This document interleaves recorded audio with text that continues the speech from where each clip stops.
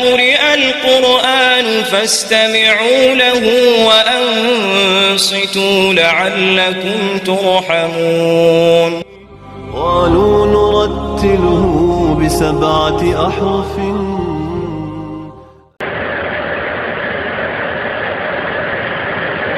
الحمد لله رب العالمين. الحمد کی الف لام کی خبر کو دیم حمد تتوی للہ کے لام تتبار دے. الحمد کی الف لام چاد جنس تپارا خستی دی، چاد عہد خارجی تپارا خستی دی. امام قرطبی آگے داد استغراق تپارا خستی. الحمد جنس حمد، ماہیت حمد دا خاص سے اللہ لرا. قریبا دین کا سوال لازی کہ حمد کو خالق کو مخلوق ہم کئی ندے خدا ماہیت خاص اللہ پورے نہ شکر. جواب مراد حمدنا ماہیت شرعی دے. حمد لغوی مراد نہ دے، ماہیت شرعی دا حمد او ماہیت شرعی دا حمد خاص تے اللہ پوری اغبل ہچ چالا نوے دیکھی. او دا عنوان خاص کو سبحان اللہ ونویلا، الشکر للہ ونویلا، یا المدح للہ ونویلا، الحمدللہ ونویلا. داغی وجہ دادا چکم مانا پا الحمدللہ کی پرسادا دا پا سبحان اللہ پا شکر للہ پا المدح للہ کی نشتا. یو حدیث صحیح کی راضی رسول اللہ صلی اللہ علیہ وسلم فرمائی سبحان اللہ نصف المیزان او الحمدللہ تملأ المیزان. سبحان اللہ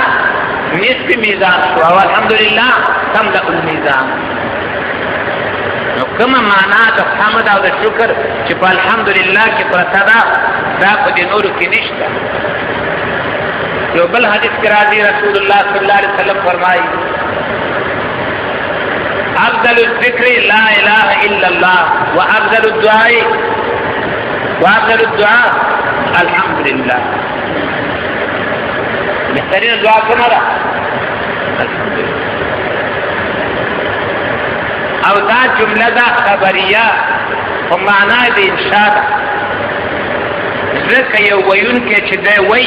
اگا چاہتا اخبار نکی داغا مقصد انشاء الحمد دے، اجراء دا حمد دا بخبل الجببان. نمائیت شرعی دا حمد خاص دے پا اللہ پوری. مالی فلام شو دا جنس پارا کم چی دلالت کئی پا ماہیت پر. بین قول دادے چی دالی فلام دی دا آہد دا پارا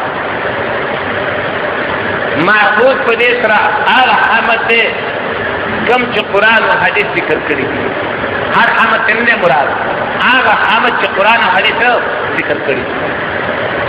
معنی حدیث کرات امام قرطبی وی چنا داد استغراق تپارا دی. معنی تمام افراد کا حمد شرعی دا چالا دی اللہ. تمام افراد دا شرعی حمد دا خاص چالا دی اللہ. حمد ستوئی تلوغت پا لحاظ بانی الثناء الجمیل بالجمیل الاختیاری، فخبل اختیار دچا صفت کول دچا خصلتون ذکر کول تو باقی کی تعبیر پہ نقیب و ستودن او ستائش کرنا.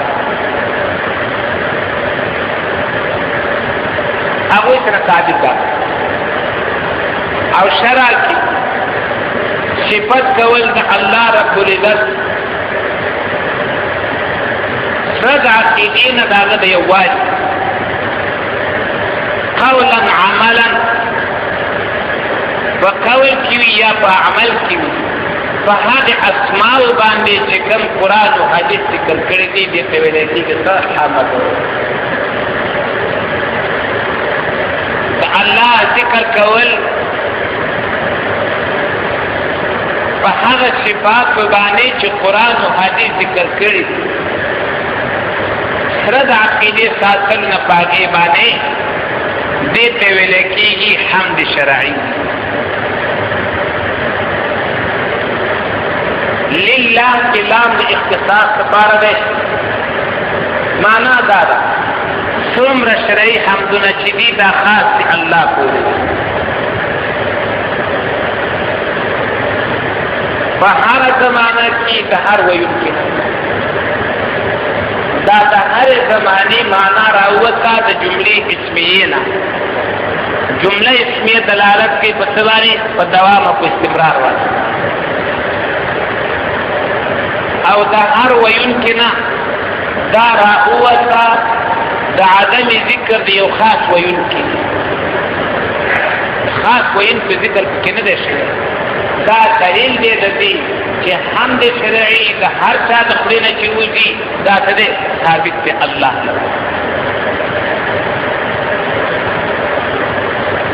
رب العالمین چې رب دی د مخلوقات رب دا یا صيغه ده د صفت مشبہ او یا مصدر د تربیت نه ماخوذ ده د دې معنا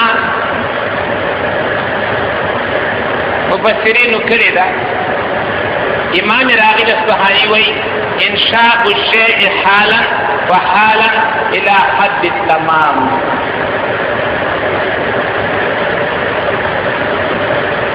را پیدا کول دی یو چیز درجه په درجه باندې چې حد کمال ته ورسېږي انشاء الشيء حالا فحالا الى حد التمام قاضي بیزاور معنا کوي تبلیغ الشيء الى کماله شيئا فشيئا دا معنا کوي قاضي بیزاوی تبلیغ الشعر رسول دی یو چیز خپل کمال تا درجه په درجه باندې رب وای چاته هو الخالق ابتداء هغه ذات چې اول پیدا کړی هغه څوک دی الله رب العزت والمربي غذاء او بے تربیت کوونکې په خوراکي چیزونو باندې والغافر انتهاء او بخونکې په اخر د لغت پر حال باندې د رب اطلاق کېږي په مالک او په سید او مدبر او مربي او قیم او منعم باندې دا معانی ټول لسان العرب ذکر دلته مراد همدا درې معنی مالک بادشاہ او مدبر او منتظم قرآن کریم کی رب معنا د مولا باندې کوم راځي سورۃ یوسف 2 نمبر آیت تاسو وګورئ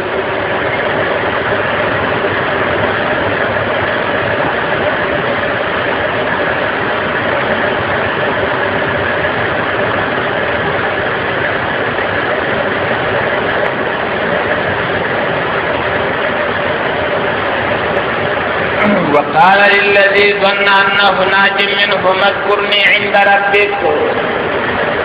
بل رب معنا څه مولا ذکر الله شي نو د خپل مولا په مخکې زما ذکر وکړه چې د سجل کې یو کس دی هیڅ جرم به نشته جیل کې پروت دیم معنی قرآن کریم کی بمعنی دا مالک بانے سورت النمل 9 نمبر آیات کی ہمدارگی سورت قریش 3 نمبر آیات کی فَلْيَعْبُدُوا رَبَّ هَذَا الْبَيْتِ حال قدر رب بانا مالک ہمدارگی سورت النمل 9 کی رب لفظ بمعنی دا مالک بانے درم معنی ناصح و مصلح سورت ہود 4 کی سلورم معنی بمعنی دا حاکم بانے آل عمران تا چیو گوری 4 نمبر آیات یا اہل الكتاب تعالوا الى کلمت سواء بیننا وبینکم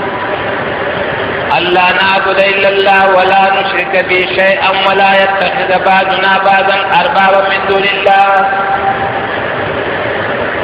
نبا نسی دین زمنگا دین لرا بخدای تو بار سوا دا اللہ نا مانا دادا دا حاکمیت اختیار بازو کرنا ہوتا ہم در کا مانا کرے جہادی ایمان داوڑو ہم در کا مانا ہوتا رسول اللہ صلی اللہ علیہ وسلم شاقی و تاس سے یو حکم موکو تاس و مانا سنمانا ولی آو ہم در کا مانا در رب کرنا نو دل تا رب کا مانا دا حاکم بانے ہم داریں جی سورت توبہ 10 کی ہم در قصدہ سلورم معنی دا پالنے باندے 20 نمبر دا سورت بقری تاجیو گورے یا ایوہ الناس عبدو ربکم الذی خلقکم اے خلقو بندگی وکئی ربکم دخبل رب دلتا در رب معنی پالن کے ذکر سچوئی الذی خلقکم والذین من قبلکم لعلكم تتقون الذي جعل لكم الأرض فراشا والسماء بناء وأنزل من السماء ماء فأخرج به من الثمرات رزقا لكم دا رزقا لكم فدي دلیل لے کہ دل طرف معنی رچالے سفال رکان دا سفال نسوک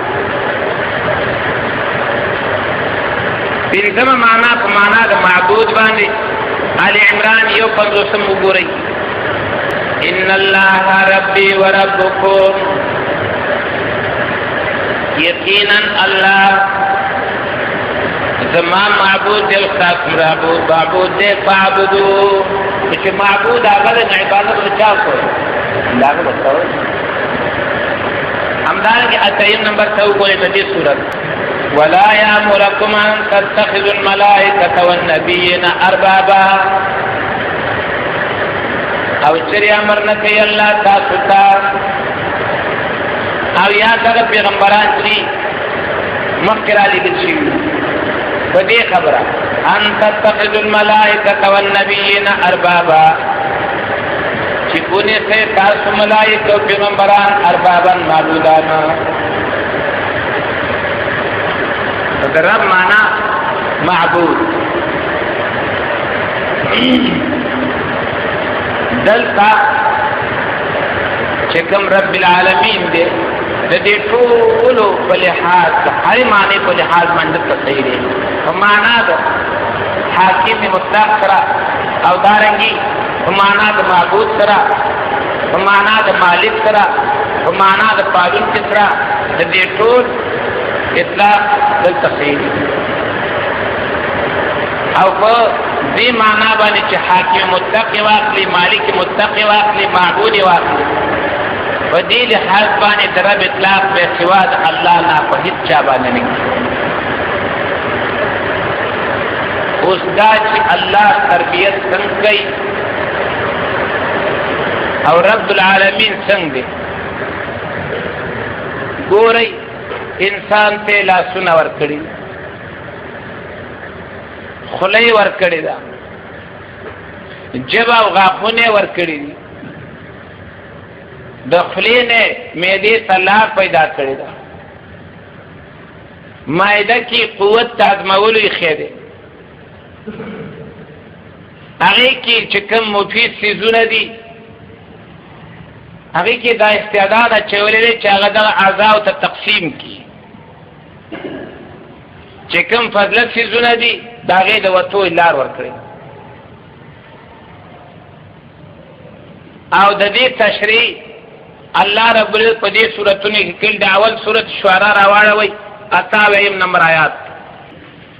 الذي خلقني دا جنانه دغه فعال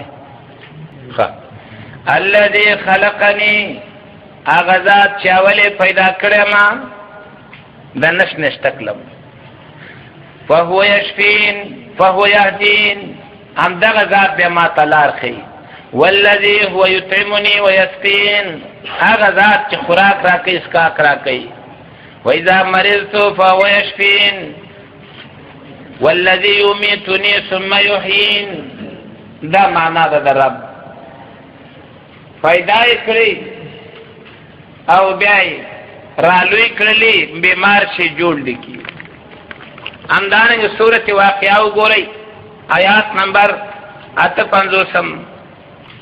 سورت رحمان پسې ده 58 نمبر آیات افرایتم ما تمنون پدې راته لگا خبر راک هغه چې تاسو اړوي پر رحیمونو د خزو کې انتم تخلقونه آیا د هغه اوګونه انسان تاسو جوړوي ام نحن الخالقون یا موږ جوړو دنه د مور په خېټه کې بچي څوک جوړي الله نحن قدرنا بينكم الموت وما نحن بمسبوقين تاسو په من کې ما مرګ مقرر کړی دی او تاسو ما کمزوري کولی نه شئ على ان نبدل امثالكم زه د دې نه عاجز نه یم چې ستاسو بدل کې راولم او دوباره تاسو پیدا کړم او په دې قدرت سره وننشئکم فيما لا تعلمون اوس تر اوسه پوره وضاحت کوي افرایتم ما تحرثون په دې راته لږ وضاحت وکړئ هغه چې تاسو یې کوئ انتم تزرعونه آیا تاسو هغه رازرغونوئ تخم دې ځمکه کې دې واچوئ دا راته دا څوک رازرغونوي آیا تاسو رازرغونوئ یا موږ یې رازرغونوونکي لو نشاء لجعلناه حكاما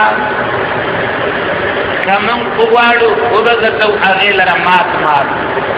وظلتم تفکهون نو بیا به وګورئ تاسو غم کړونکي او دارنګې غمجن چې دا څه انا لمغرمون یقینا موږ خو تاواني کړی بل نحن محرومون افرأیتم الماء الذي تشربون دارت وی دا کومې اوبه چې تاسو څښئ أأنتم أنزلتموه من المزن أم نحن المنزلون آیا تاسو یې راکوزونکي د دې اوبو د سپینو وریځو نه که موږ یې راکوزو لو نشاء جعلناه أجاجا که موږ غوښتې وی نو دا به موږ ترخې او تروې ګرځولې وی فلولا تشکرون ولې تاسو شکر نه وباسئ افرأیتم النار التي تورون هغه اور چې تاسو بلوئ أأنتم أنشأتم شجرتها أم نحن المنشئون د دې دا ونې تاسو پیدا کړلې که موږ نحن جعلنا تذکرة ومتاعا للمقوین دا فن دی او دارنګې مزید د پاره د چا د صحرا والاو ګورئ الله فرمایي کما نطفه چې رحیم ته لاړه د دې نه انسان جوړونکي تاسو یې کړه انسان دې جوړ دنیا ته راغی اوس غړه نشته نو الله فرمایي دا د غلي انتظام درته چاو تاو که ماو أأنتم تزرعونه أم نحن الزارعون اوس فصل د لاغه وکړه فصل ولو تا غنم وړه کړو په ژرنده باندې بیا په میچنه باندې په لاس یې تاو اوس اوبه نشته چې ته یې واخلې څه به کوې وچ وړه به خورې همیشه بلی شونډې نختی دیوه تالو پورې نختی هغه نور شیزونه خو فکر خبر نه وکړو نو الله فرمایي افرأیتم الماء الذي تشربون أأنتم أنزلتموه من المزن أم نحن المنزلون وبم پیدا شلی خزم دی واوړي دغه واسطه اوس افا ور نشته نو یا به قلبي ته ناست دی په کاشوغه ده خوري ور نشته څه به الله فرمایي افرأیتم النار التي تورون دا کوم ور چې تاسو بلوئ د دې ونو نه دا تاسو پیدا کړی کما او دا ونې تاسو پیدا کړی کما غلا دې وشلا وګ پیدا شو واجل اور پیدا شو فقاد کلا لاسونه درکړ او دې پلاس باندې کټکا خپلې درکړه لاس کی حرکت پیدا کړ راوچتا کا خپلې ته ومنه حال ته غاښونه نشته کارانه تیره کنه ماشوم پرشان د تخلیق النبات به ورات دی نبات به ورات حال ته غاښونه درته هغه باندې میدان دې درکا او تکاو راځي ستونی درکا کته پوزه حال کا کې درته مړک به رواني مجرم کې او دارګي عبادت هم کوي هر دا معنا ده رب العالمین چورتوی په دی وجه ورتوی دا تربیت څوک کوي الله همدارنګه سورۃ عبسه وګورئ آیات نمبر 73 قتل الانسان ما اکبر من ای شیء خلق من نطفه خلقه جوړه فقدره باندازه ثم السبيل يسره بے دنیا تا دراتو لارو تاستان اخو بل سوک کئی ان نارینت کدی تصور کرتا مو کیوں بے چاو دلے یا مخرج النفس من النفس اے النفس یو نفس بستن کیا دبل نفسنا یا خالق النفس من النفس اے یو نفس پیدا کړو د بل نفس ثم السبيل يسره لاوي لا وساسان الله ثم ماته فاكبر به اول نیاغل نو قبر ته ورسي ثم اذا شان شرا كلا لما يقضي ما امر فجور تویل شي هغه سر ته ودرسول فلينظر الانسان الى طعامه والتربيه معنا التقرير وتقول فائدہ کړی او څه څه پالي فلينظر الانسان الى طعامه پس دې ګور انسان پر خوراکي تا څنګه پیدا کیږي ان سببنا الماء سبا چې موږ راځي کوو برابر ول باندې برنتو کم بارا ثم شققنا الارض شقا بیاسمکا شریکم فانبتنا فیها حبان بیا پاگئی کے دانے را درگن کم دانگورو او گیاگانی او دانی دی خونان کجوری وحدائق قلبا وفاکهتان متاعا لکم ولنعامکم دان استاد مزید پارا او استاد سارود مزید پارا ملا کارو کرلا ہوئی دا معنی ود رب العالمین عالمین جمع دا عالم دا عالم دا فاعل وزن دے او وزن فاعل ما یفعل به هذا چیز توی چې په کوم شی باندې کار کولی شي نو عالم ما يعلم به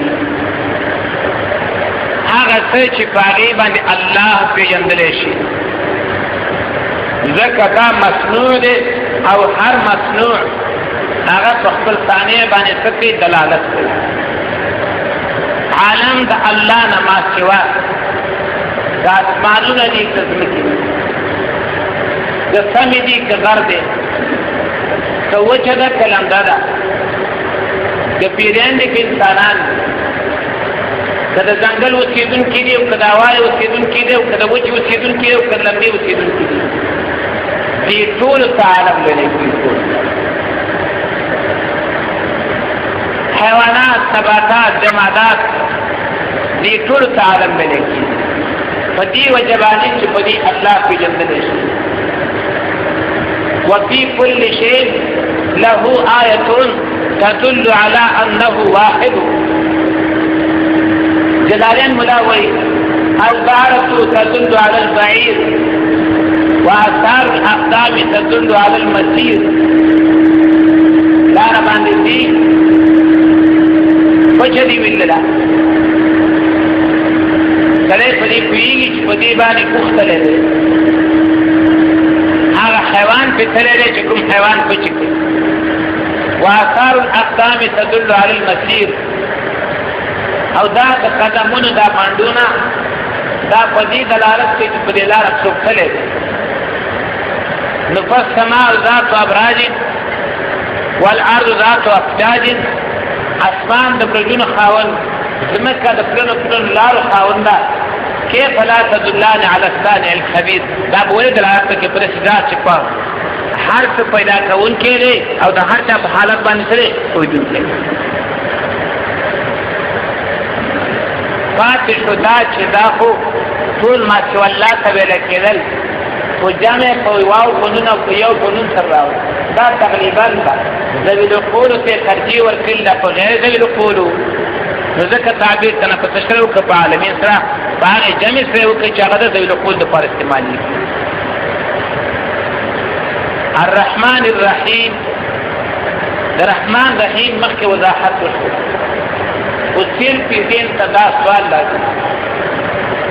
چې دا خو تکرار شو بسم الله کې رحمان الرحیم ذکر کړل او دلته الحمدلله کې رحمان الرحیم ذکر یاد وساتئ. تکرار دې خدا تکرار د پیدې د پاره آل کا ذکر د رحمان الرحیم شویو د پاره د استعانت په اسم د الله باندې آل ته په دې بنیاد ذکر شویو استعانت په نوم د الله ولې کوم ځکه چې رحمان او رحیم او دلته دا ذکر شوی دی په طریقې د استدلال باندې په الحمدلله تمام حمدنا الله لره ولید وې ځکه چې رحمان او رحیم بلا آلتا په لفظ د الله ویلو سره بنده باندې یو هیبت راځي. وګورئ دا د عقیدې څخه تعلق لري. یو حدیث کې راځي د دې چې لفظ الله سره هیبت راځي د ساده ثابتو. رسول الله صلی الله علیه وسلم د غزا واپس شو. صحابه ورسره دي لار کې چې دغونو سوري صحابه پیدا کړو د دمې کول د پاره التاوي دمه کې خو آل که یوونه د سیوا چې دا غي سورې د نور ونه په نسبت څو ګان نو دا ونه صحابه او رسول الله صلی الله علیه وسلم تقریبا نور صحابه اخوادی قاون لاندې پریوات دشمن داغه رسول الله صلی الله علیه وسلم تورا ونه کې رانده دی خو چې مولا سره وصله ویلي وای مولا کو وصله تکي او رښتیا وای مولا جهاد مکه کو وصله تکي په میدان تراو ته دیو ته خوان کوي ولکه د حاجه نه ته ته خوان جنه پاس نه راو دي نو جو رسول الله صلی الله علیه وسلم ولا تر درودلا هغه سره ماده کوله ځکه جهاد وکاو هغه ونه کړه ځان کوي کافر راغی او دا هغه ونه نه راوخته او دا خپل تیک نه را بهر او بیا رسول الله صلی الله علیه وسلم توای من یعصمک من دین، څوک به درانه وسلات هغه صرف دومره ویل الله د الله ورپېد او توره ته لاندې پرېوته. هیبت پکې شته که نشته؟ خو چې څوک یې پېژني که نه، موږ خو یې نه پېژنو. موږ ته خو هغه د ماشوم نه هم کم ښکاري. ماشوم په مخ کې څوک غلط کار نه کوي، دا به یار ووایي. دومره تاکید دی. ماشوم په مخ کې د پردۍ ښځې ته په غلط نظر نه ګوري، خو یاره دا ماشوم به راته متوجه شي. لیکن د الله نه دا تصور چا کړی دی چې دا کار ځکه نه کوم چې الله مې ویني. دا زموږ تصور کې نه راځي. موږ باندې ځکه بې هیبت نه راځي. په دروغ به قسم پې کوي، یېرېږي ترې نه. د هغه په مخ کې به غلط کارونه کوي، یېرېږي ترې نه، ځکه نه دی پېژندلی، نو هیبت به پېڅه راشي. نو چونکې په لفظ د الله کې معنا د هیبت وه، د روب وه، د یره وه، نو زر یې ورپسې الرحمن الرحیم ذکر کړی چې هیبت ختم شي. واقع د هیبت خاوند دی او رحمان و رحیم دی، ډېر زیات شفقت کوونکی دی په بندګانو باندې. لکه یو حاکم یو وخت سړی ورشي هغه باندې روبي، هغه وایي بچی ویرېږه مه درته نه وایم، ډاډه شي. ډاډه کېږه نه ډاډه کېږي. دقسې رحمان و رحیم د الله نه وروسته ذکر شو د ډاډه کېدو دپاره. نو هلته د دې مقصد دا و. او دلته کې رب العالمین چې دا رب د مخلوقات دی، نو ته د سره به زما تعلق څنګه پیدا شي؟ هغه ته وګوره او ما ته وګوره. اوس د هیبت مسله نه ده، اوس صرف د لرېوالي مسله ده. نو فورا یې وروسته ورپسې ویل الرحمن الرحیم، تعلق خراسان دی، رب العالمین هم دی، خو تعلق څخه یې منله اثار دی. ولې؟ ځکه رحمان او رحیم دی. نو تکرار هغه ناروا دی چې هغې کې فایده نه وي، او چې کله تکرار کې فایده وي بیا د هغې تکرار راوړی ضروري دی، پرېښودل نه دي. الرحمن الرحیم